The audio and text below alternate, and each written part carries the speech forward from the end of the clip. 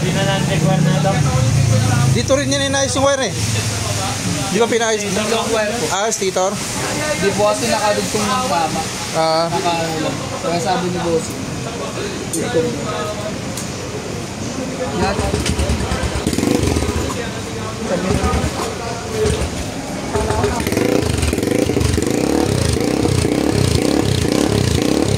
Palit stator.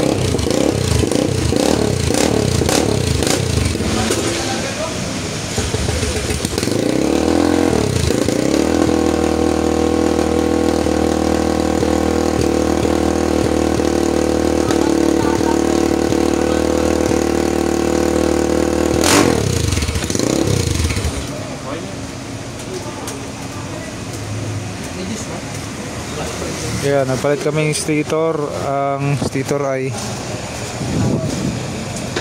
10.5 na unang price, ngayon magiging 12.5. Iba na yung supplier, kaya medyo mahal. Dito to sa San Jose del Monte, Bulacan. Gumagana. Ayan, Speed Up Garage. Nantay namin 2 oras para lang mapalit yung sticker na ito. At okay na ngayon. Gumagana na siya. Palit sticker, madugo.